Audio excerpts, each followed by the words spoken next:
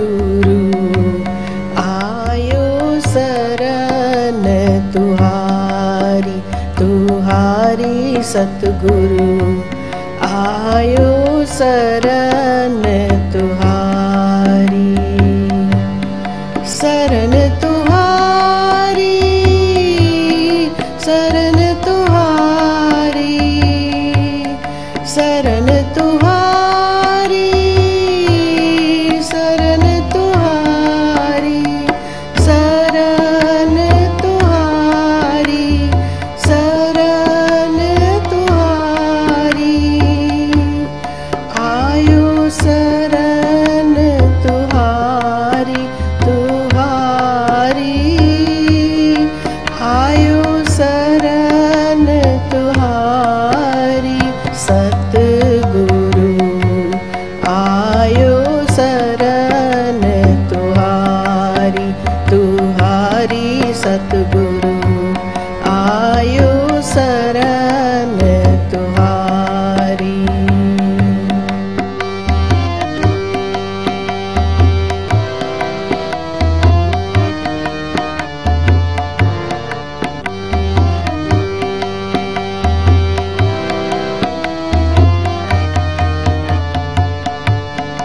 मिले सुख नाम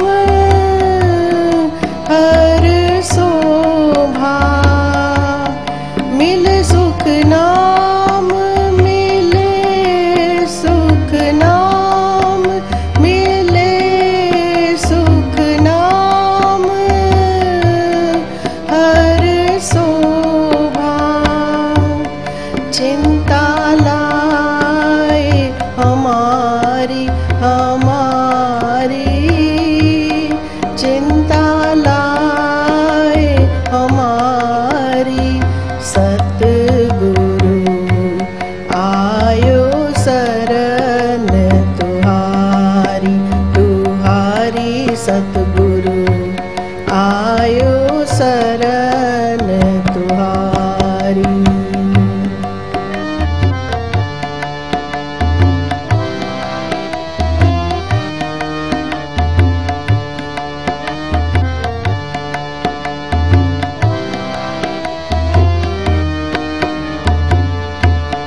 और न सूझे दूजी ठाहर, और न सूझे दूजी ठाहर, दूजी ठाहर, दूजी ठाहर। हार पर्यो तो द्वारी, हार पर्यो तो द्वारी। सतगुरु आयो शरण तुहारी, तुहारी सतगुरु आयो शरण तुहारी।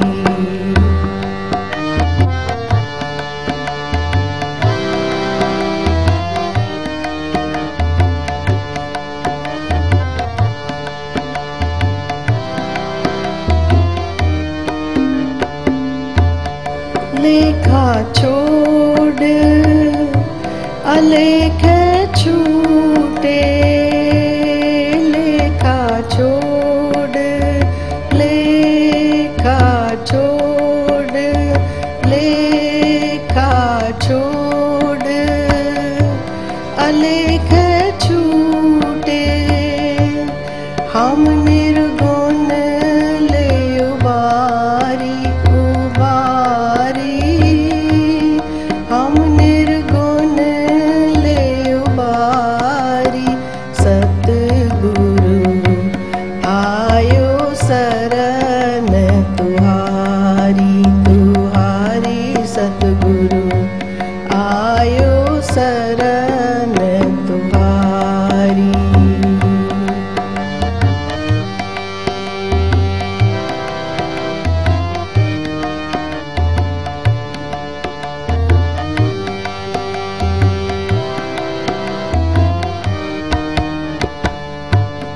सदबक सिंध सदा मेहरबाना सदबक सिंध सदा मेहरबाना सदा मेहरबाना सदा मेहरबाना सबना दे आधारी आधारी सबना दे आधारी सतगुरु आयो शरण तुहारी तुहारी सतगुरु आयो शरण तुहारी।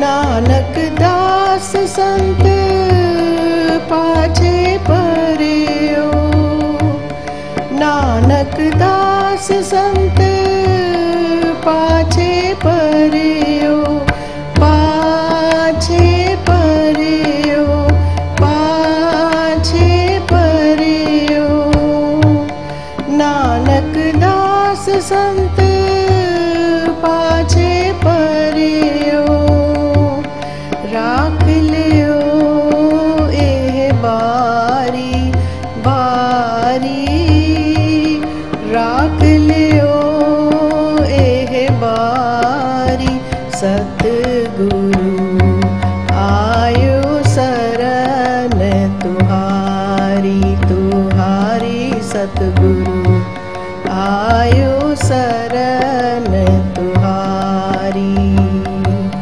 शरण तुहारी शरण तुहारी शरण तुहारी शरण तुहारी शरण तुहारी शरण तुहारी आयो शरण तुहारी तुहारी आयो शरण तुहारी सतगुरु आयो शरण तुहारी तुहारी सतगुरु आयो शरण तुहारी तुहारी सतगुरु आयो शरण तुहारी।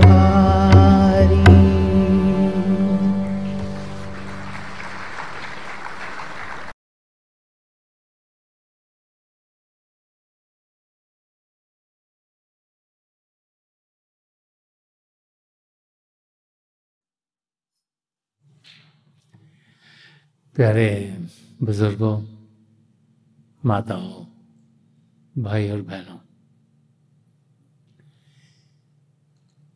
आज आप सबके बीच में यहाँ आकर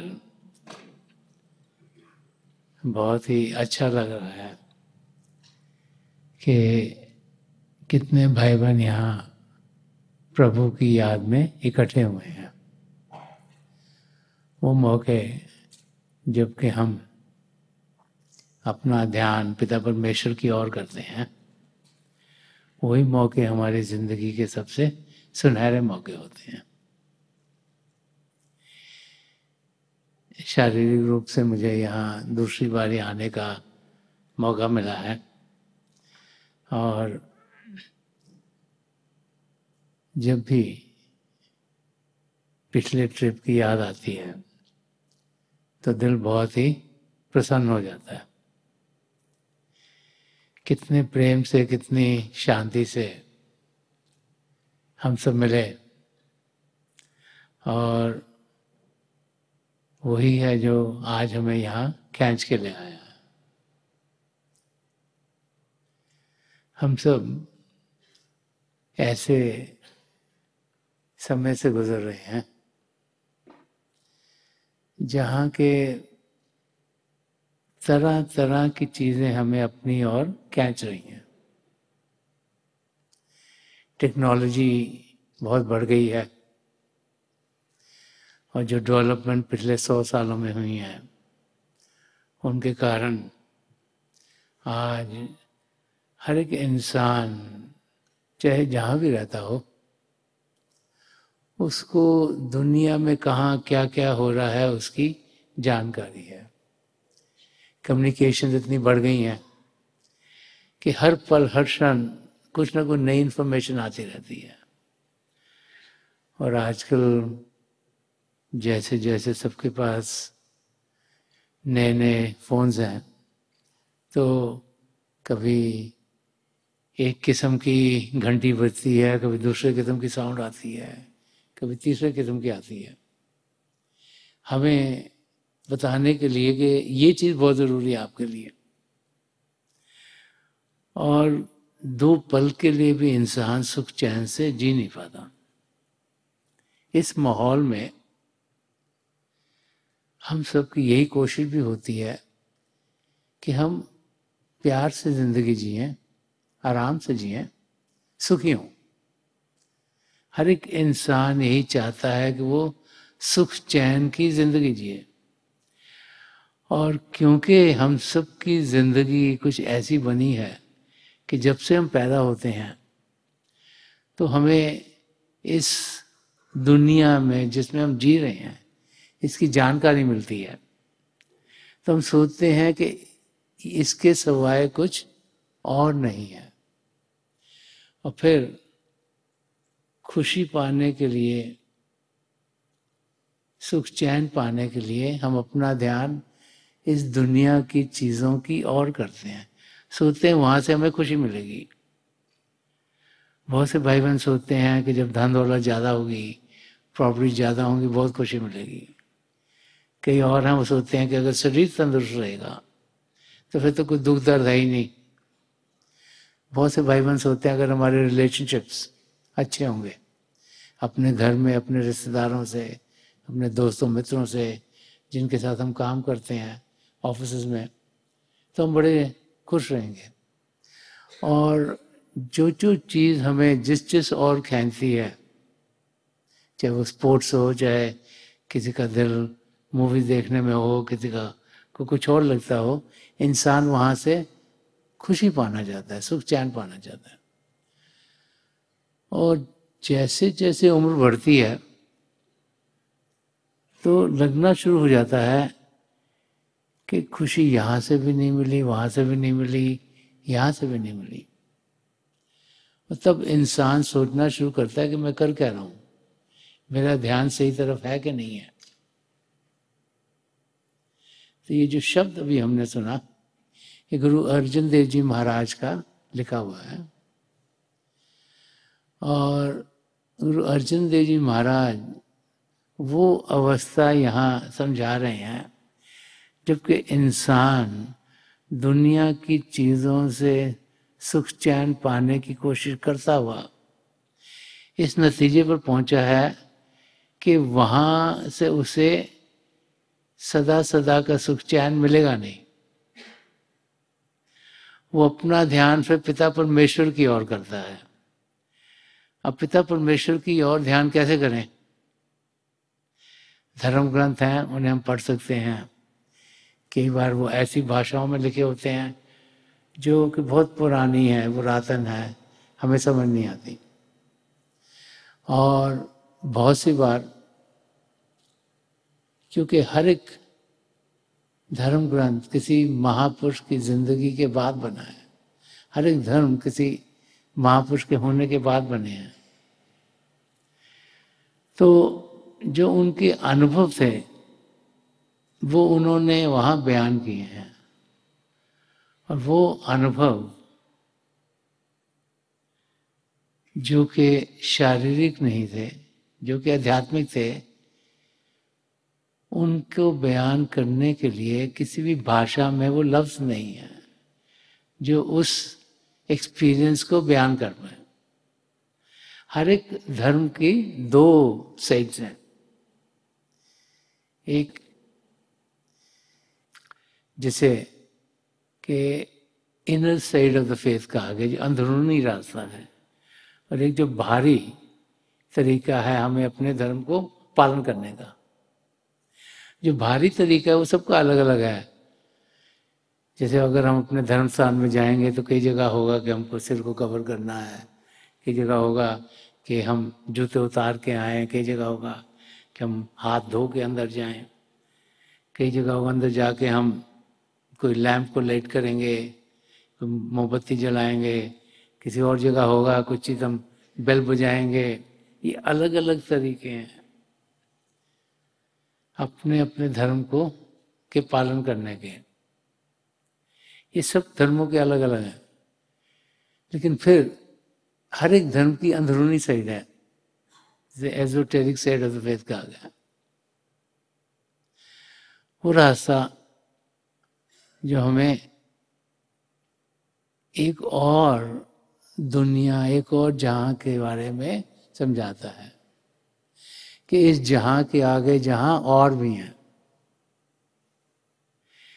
कि हम ये ना समझें कि सिर्फ जो हम इन आंखों से देखते हैं, कानों से सुनते हैं, नाक से सूंघते हैं, ज़बान से चखते हैं, स्पर्श की इंद्री जो शरीर में है, कि उसी के घाट पर सब कुछ अनुभव होता है। और जब उस गहराई तक हम जाना शुरू करते हैं तो अलग अलग महापुरुषों ने जो अंदरूनी जगत है, जो अंदरूनी जहान है, उनको अलग अलग तरीके से एक्सप्लेन किया गया। कि इन्होंने समझाया कि 5 मंडल हैं अंदर, किसने समझाया 8 मंडल हैं, कोई कहते हैं कि 22 रीजन्स हैं, 22 रीजन हैं जो और शांत हैं, और शांत हैं, और शांत हैं। हर एक की डेफिनेशन अलग हो सकती है, लेकिन सबने यही समझाया है कि इस जहां के साथ साथ और कुछ भी बहुत कुछ चल रहा है। और हम चाहे अपने आप को जिंदगी भर शरीर समझते रहें, चाहे अपने आप को जिंदगी भर दिमाग समझते रहें, असल में हम एक आत्मा है जो इस शरीर को जान दे रही है। और जैसे कि हम एक दूसरे से मिलते हैं, एक दूसरे को देखते हैं, एक दूसरे से बातचीत करते हैं, वैसे ही हम अपनी आत्मा जो हमारा असली रूप है उसका अनुभव कर सकते हैं। कि पिता परमेश्वर ने जो 84 लाख जिया जून है उसमें जो सबसे उत्तम चोला है जो मानव शरीर का है वो हमें दिया है। हम लोग बड़े खुशकिस्मत हैं, हम ये कभी सोच ही नहीं पाते कि हम कितने खुशकिस्मत हैं। करोड़ों आत्माएं 84 लाख जिया जून में भटक रही हैं, लेकिन प्रभु हमसे खुश हुए, हमें मानव चोला दिया, एक मौका दिया अपने आप को जानने का और पिता परमेश्वर को पाने का।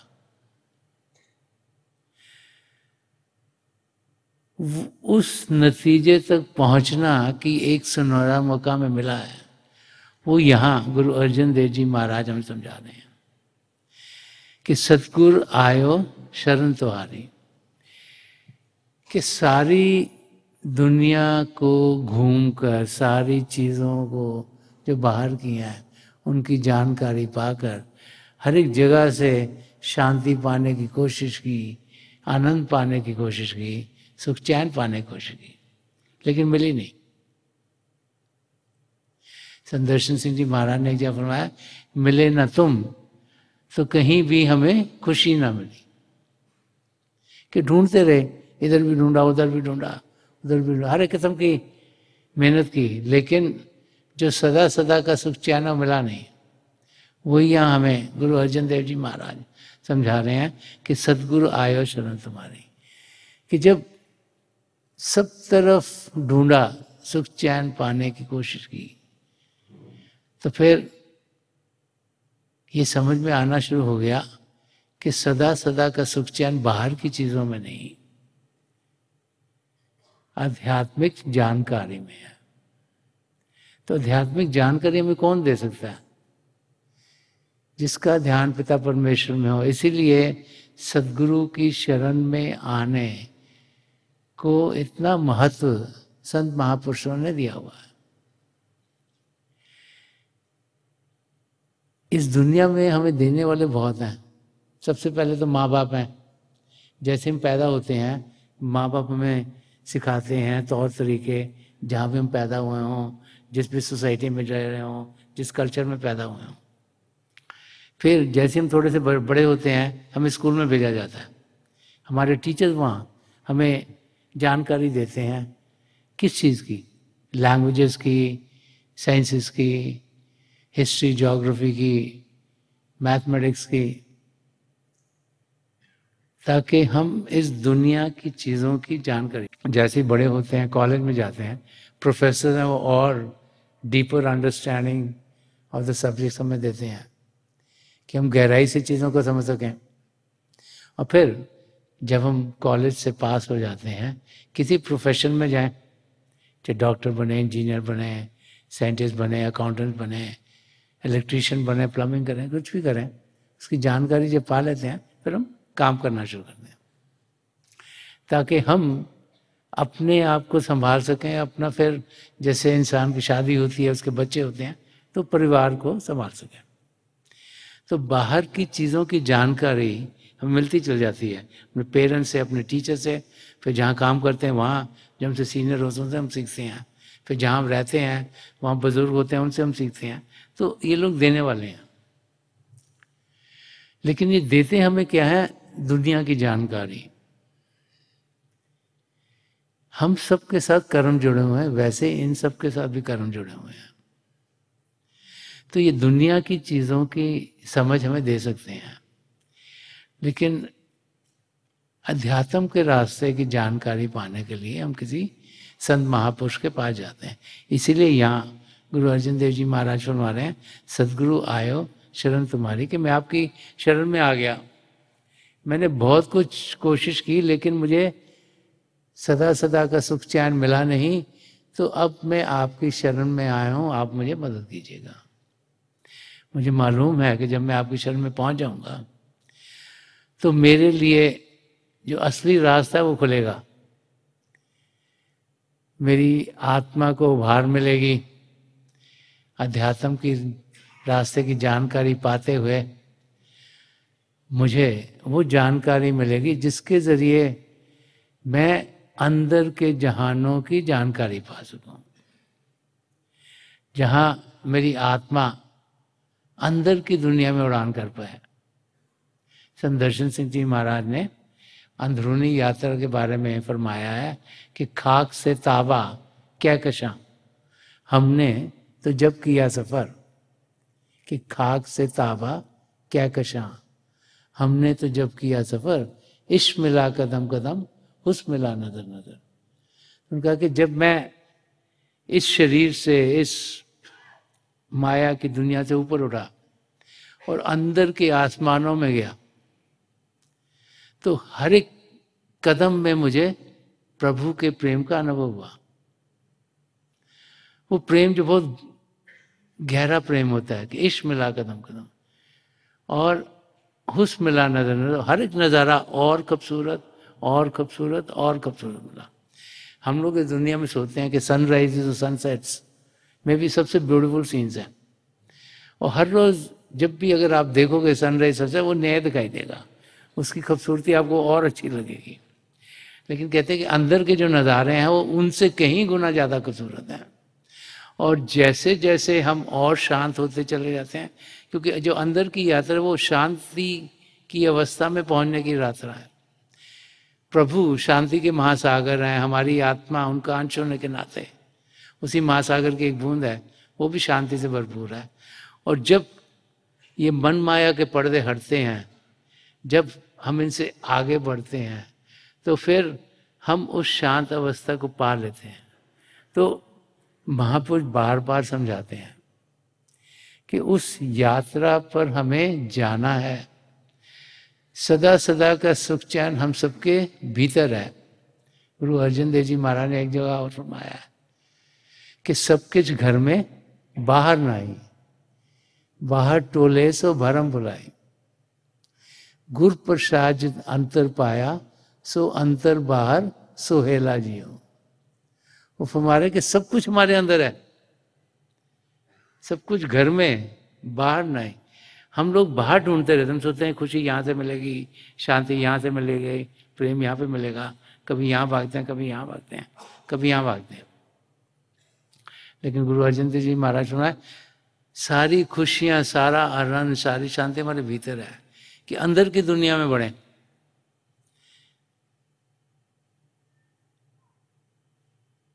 कि सब कुछ घर में बाहर नहीं, बाहर टोले सो भरम बोले। कि जो इंसान बाहर ढूंढ रहा है वो भरम की दुनिया जी रहा है, उसे कभी सुख चैन मिलेगा ही नहीं। तो आगे फरमाया कि गुर प्रसादी जिन अंतर पाया।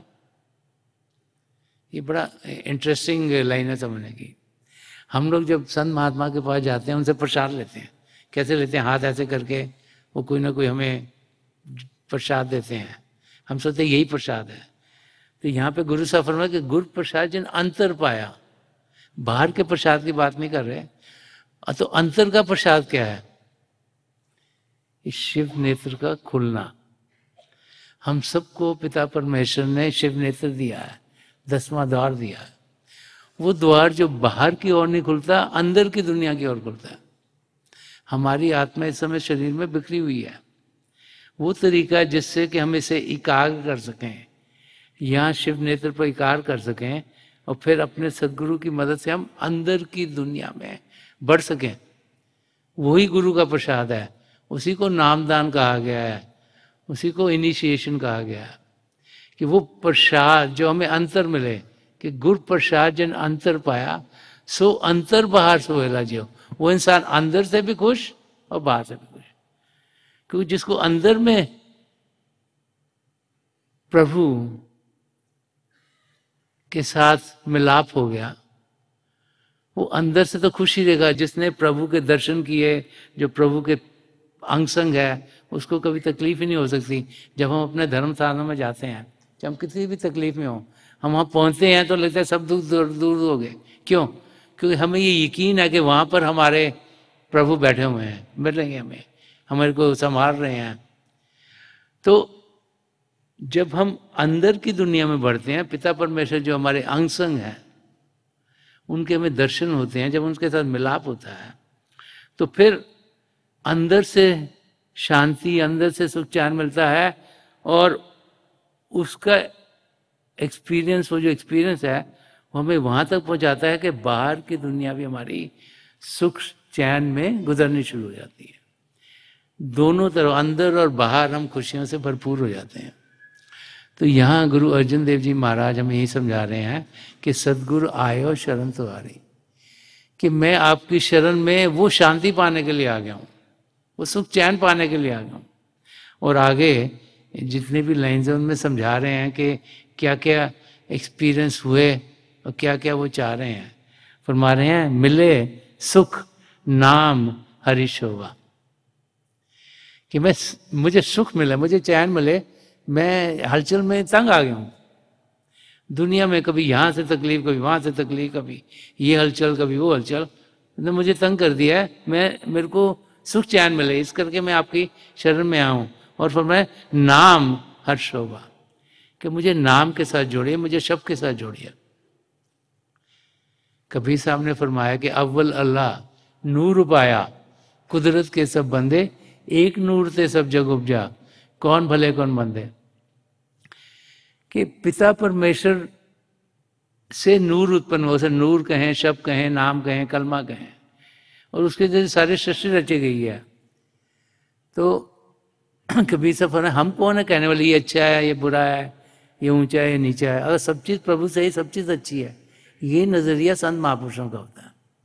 वो हमारे भारी रूप को नहीं देख रहे, वो हमारी अंदरूनी रूप को देख रहे हैं। वो देख रहे हैं कि हम एक आत्मा है, हम परमात्मा का अंश हैं, और उसी आत्मा को उभार देना चाहते हैं, ताकि जो सुनहरा मौका हमें मिला है इस शरीर में होने का, इसका हम पूरा पूरा फायदा उठा सकें। तो यहाँ पर गुरु अर्जन देव जी महाराज फरमा रहे हैं कि मिले सुख नाम हर शोभा, चिंता लाए हमारी। वो कह रही हमारी चिंता क्या है, हमें डर किस किस्म का है, हम वर्रिड क्यों हैं कि जिंदगी गुजर जाएगी और कुछ हम पाए बगैर ही यहाँ से चल बसेंगे। क्या हम जो पाने के लिए आए थे वो हम पा सके कि नहीं पा सके। तो कह रहे हैं कि अब हमें नाम की देन दीजिए, ये 10वें द्वार शिव नेत्र को खोलिए, अपनी तवज्जो दीजिए, अपनी कमाई का कुछ हिस्सा दीजिए, ताकि हमारा शिव नेत्र खुले, ताकि हम जो शब्द है, जो कण कण में समाया, जो हमारे भीतर चल रहा है, उसके साथ जुड़ सकें, और उसके साथ जुड़कर ये जो शरीर है इसे ऊपर उठ सकें। ये जो पिंड का देश है जिसमें जी रहे हैं हम, उससे आगे अण्ड में जाएं, अण्ड को पार करते ब्रह्मांड में जाएं, ब्रह्मांड को पार करते पार ब्रह्म में जाएं, उसको पार कर सचखंड में पहुँचें, जहाँ पर चेतनता ही चेतनता है, जहाँ पर माया की कोई मिलावट नहीं, और हमारी आत्मा का मिलाप परमात्मा में हो। तो फरमा रहे हैं कि ये चिंता है कि अगर प्रभु से मिलाप नहीं हुआ तो फिर बार बार बार 84 लाख जिया जो में हम भटकना शुरू हो जाएंगे। तो हमें रीजन दे रहे हैं कि भाई एक पूर्ण महापुरुष की शरण में क्यों पहुंचने के लिए कह रहे हैं कि मिले सुख नाम हरि शोभा, कि सुख चैन तब मिलेगा जब नाम शब्द के साथ जुड़ेंगे। जब शब्द के साथ जुड़ेंगे, प्रैक्टिस करेंगे, अभ्यास करेंगे, तो रूह प्रभु की ओर बढ़ती चली जाएगी।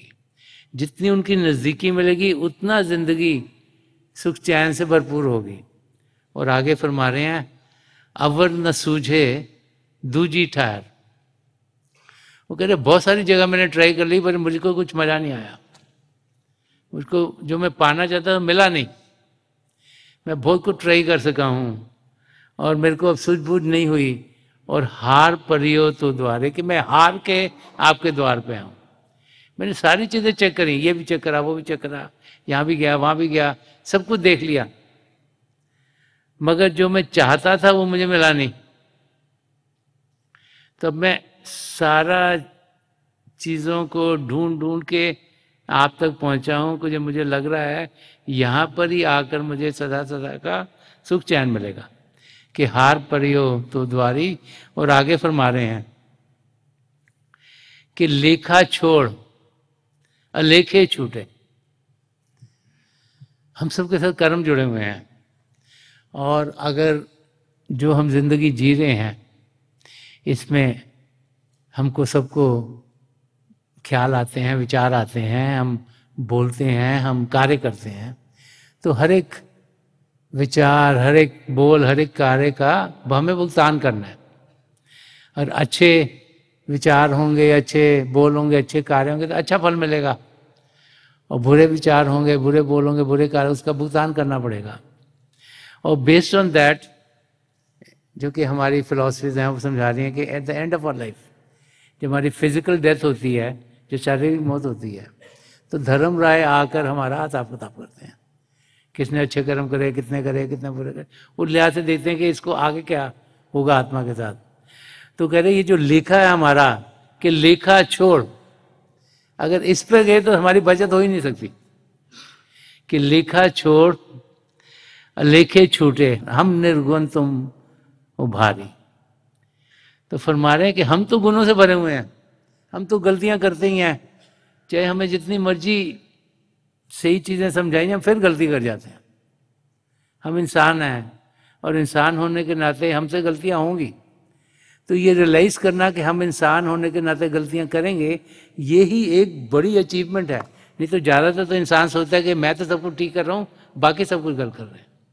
सो टू रियलाइज कि हम लोग गलतियां करते हैं, कर सकते हैं, वो यहाँ रियलाइजेशन बता रहे हैं कि हम निर्गुण ले उभारी, के आप कृपा कीजिए, मेरे असली रूप आत्मा को उभार दीजिए, मेरे लेखे पर मत जाइए, जो मैं कर चुका हूँ, जो मैं करूँगा उस पर मत जाइएगा। अगर उस पर आप हिसाब किताब करोगे तो मेरी बचत हो ही नहीं सकती। लेकिन आप दया मेहर कीजिएगा और मुझे अपनी मंजिल तक पहुंचाइएगा। और आगे फरमाने के सद बख्शिंद सदा मेहरबाना, कि आप तो बख्शनहार हो, आप मेहरबान हो, आप दयालु हो, आप कृपालु हो, तो आप अपनी मौज में मुझे पार करा दीजिएगा।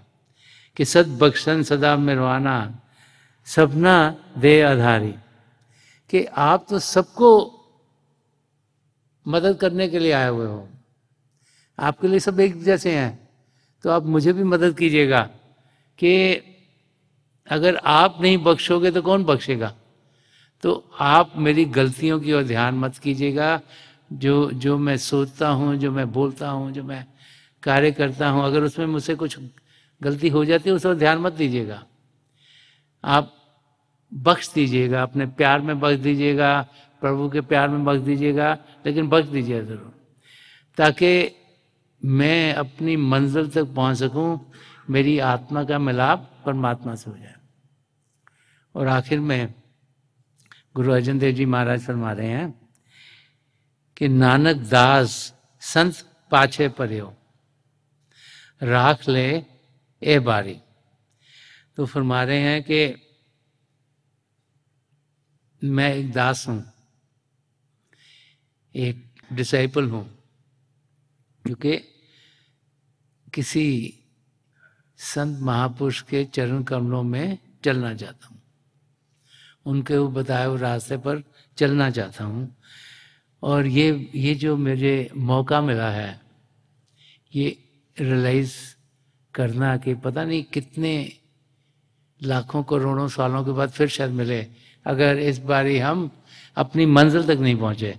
तो फरमाने का राख रहे हो इस बारी के, इस बार जब ये मानव चोला प्रभु ने मुझे दिया है, जिसका मकसद है कि मैं अपने आप को जान सकूं और पिता परमेश्वर को पा सकूं, उस मकसद को आप पूरा कर दीजिए और मुझे अपनी मंजिल तक पहुंचा दीजिएगा। तो जब भी हम महापुरुषों के लफ्ज़ों को पढ़ते हैं, उनके लिखे हुए शब्दों को समझते हैं, उनके भजनों को गाते हैं, सुनते हैं, उन लफ्ज़ों की गहराई तक हमें जाना चाहिए। वो बार बार हमें समझाते हैं कि ज़िंदगी प्रभु ने हमें किसी खास काम के लिए दी गई है और हम सबका मकसद एक ही है, चाहे हम एक देश में पैदा हों, एक धर्म में पैदा हुए हों, एक कल्चर में पैदा हुए हों, वो है अपनी आप को सही रूप में जानना। सही रूप में तब जानेंगे जब अंदर की दुनिया में बढ़ेंगे, कि हम एक शरीर नहीं, मन नहीं, एक दिमाग नहीं, हम एक आत्मा है। फिर उस आत्मा को उभार देना, उसकी जानकारी पाना। वो जानकारी जब मिलेगी जब हम शांत अवस्था में बैठेंगे। उसे मेडिटेशन कहें, उसे प्रेइंग विद अटेंशन कहें, इन्वर्जन कहें, भजन सिमरन कहें, कि जब ध्यान बाहर से हटाकर अंदर की ओर करेंगे। तुलसी साहब ने फरमाया कि दिल का हुजरा साफ कर, जाना कि आने के लिए ध्यान गैरों का उठा उसके बिठाने के लिए। कि हम अपने आप को अंदर से साफ करें। हम लोग बाहर की सफाई में तो लगे रहते हैं, रोज नहाते हैं, अपने शरीर को साफ करते हैं, सोचते हैं गंदगी से दूर रहें, लेकिन सफाई अंदर की करनी है। आत्मा के ऊपर जो मन माया के पर्दे पड़े उनको हटाना है। तो एक सच्ची सुच्ची जिंदगी जीनी है, प्रेम से जीना है, अपने अहंकार को काबू में रखना है, ताकि नम्रता से सबसे पेश आए, अहिंसा का रास्ता अपनाएं, सबके मददगार बने, करुणा से जिए, ताकि हमारे आसपास सबकी जिंदगी में कुछ ना कुछ सुख चैन हम ला सकें। तो जब अंदर की दुनिया में बढ़ेंगे तभी सही मेहनत से अपने आप को जान पाएंगे। तो तुलसी साहब फरमा रहे हैं कि अपने आप को अंदर से साफ करें। अगर जाना शरीर की जान आत्मा, आत्मा की जान परमात्मा, परमात्मा को जाना, अगर प्रभु को पाना है तो कह रहे हैं अगर प्रभु को पाना है तो ध्यान गैरों से उठाओ। कह रहे हैं बाहर की दुनिया सब गैरों की दुनिया है, बाहर की दुनिया से ध्यान उठाओगे तभी प्रभु की ओर ध्यान कर पाओगे, तभी पिता परमेश्वर को पाओगे। और प्रभु को पाने के लिए हम किसी पूर्ण महापुरुष की शरण में पहुंचते हैं, किसी संत महात्मा के पास पहुंचते हैं। जैसे कि यहाँ गुरु अर्जन देव जी महाराज ने फरमाया कि सतगुरु आयो शरण तुम्हारी, ताकि वो हमारा ध्यान प्रभु की ओर करा सकें। जब भी उनके अनसंग होंगे हमें पिता परमेश्वर की जानकारी देते हैं, हमें समझाते हैं कि किस किस्म से हम अपने आप को अंदर से साफ कर सकते हैं।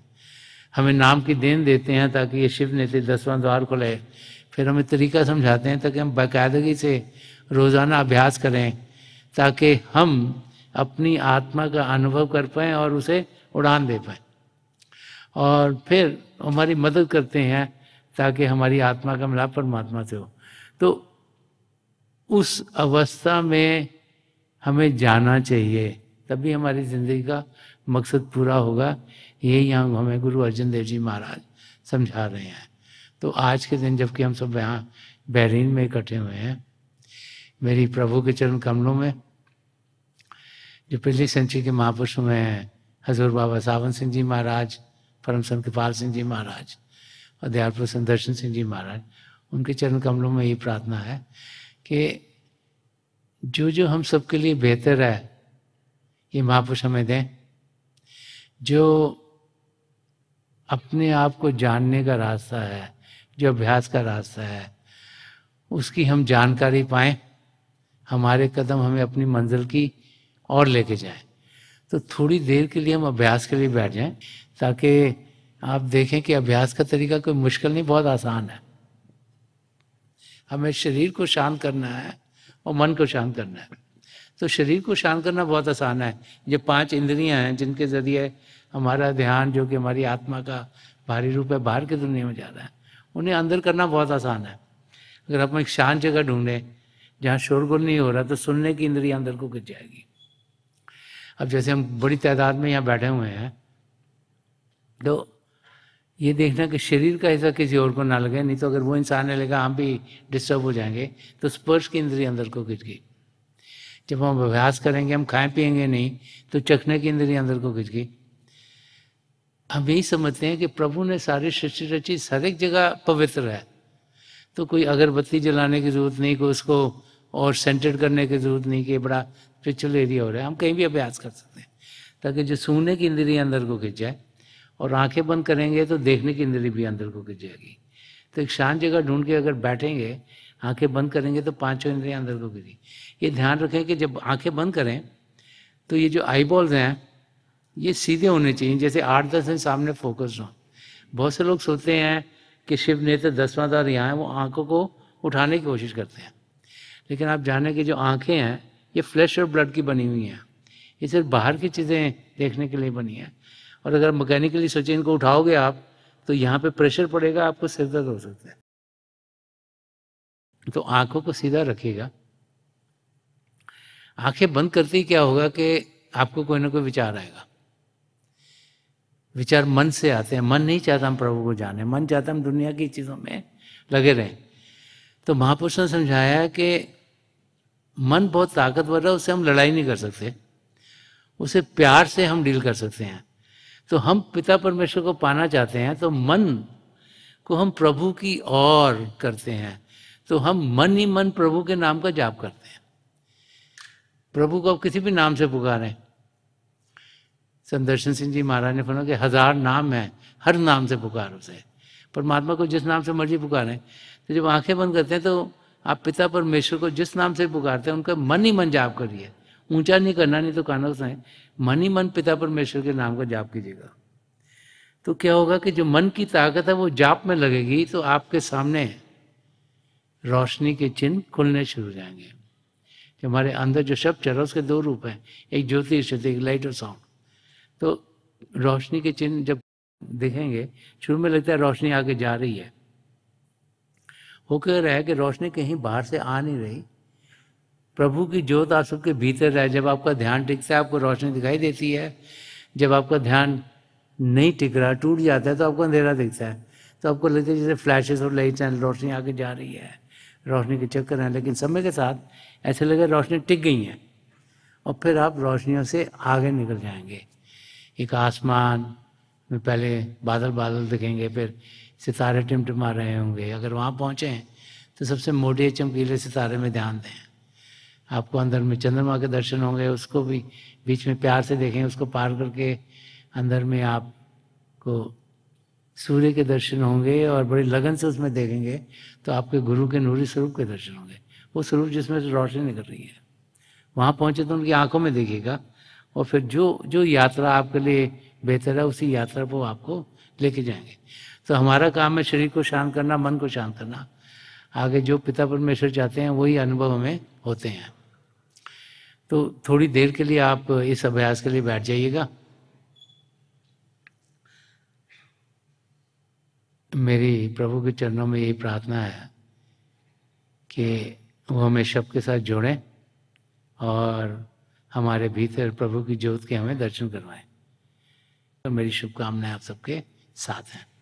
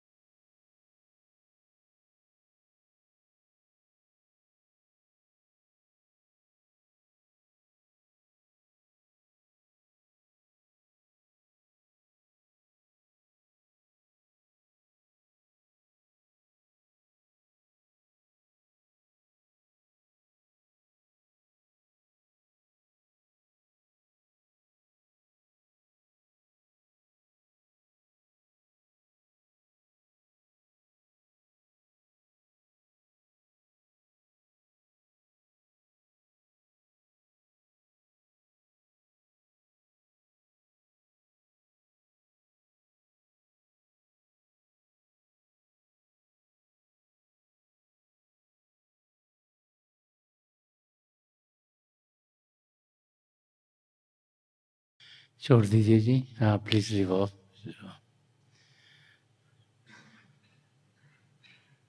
प्रभु करे कि आप सुख चैन की जिंदगी जिए, आपके परिवार सब तंदुरुस्त रहें, आपके घर बार में खुशियाँ हों, आपकी तरक्की आपके काम में हो, और सबसे ज़्यादा आपकी तरक्की आध्यात्मिक क्षेत्र में हो। बहुत बहुत शुक्रिया।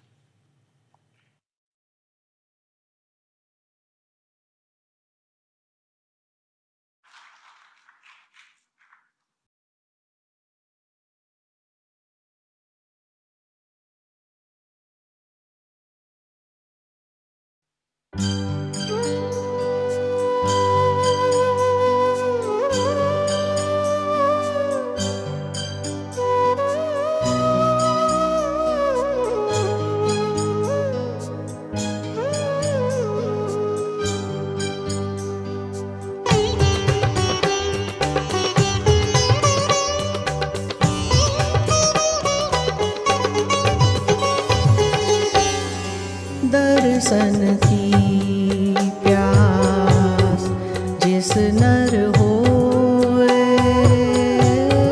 दर्शन की प्यास जिस नर होए,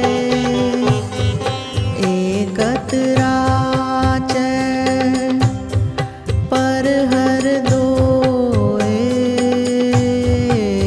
एकतरा चैन पर हर दोए,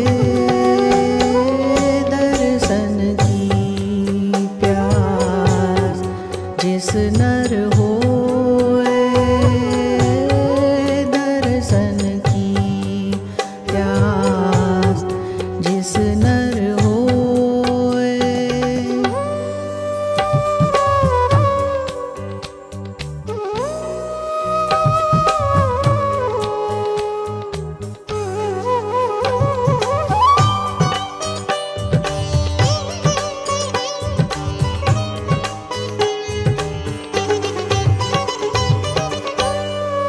दूर दर्द मत अमृत खाए, दूर दर्द मत अमृत खाए, गुरमुख बूझे, गुरमुख बूझे, एक समाए, गुरमुख बूझे, एक समाए, दर्शन की प्यास जिस नर होए, दर्शन की प्यास जिस नर होए।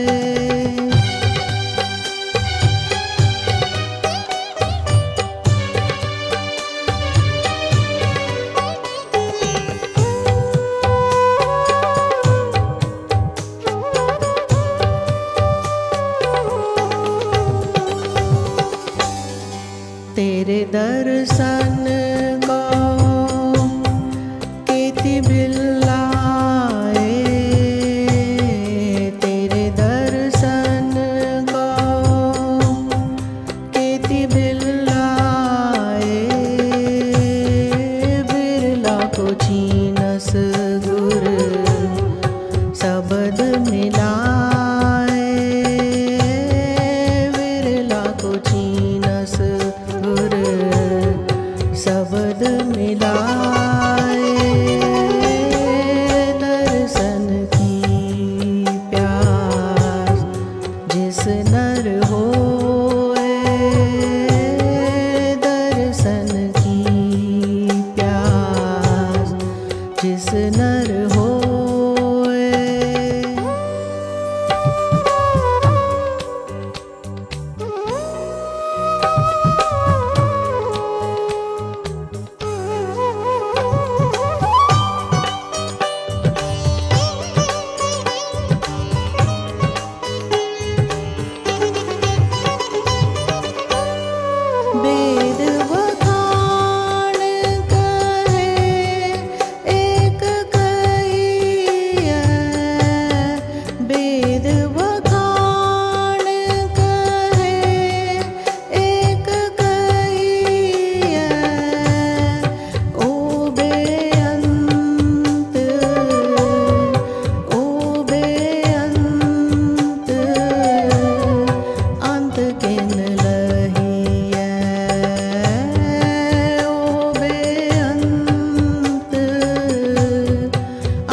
किन लहिए दर्शन की प्यास जिस नर होए दर्शन की प्यास जिस नर होए।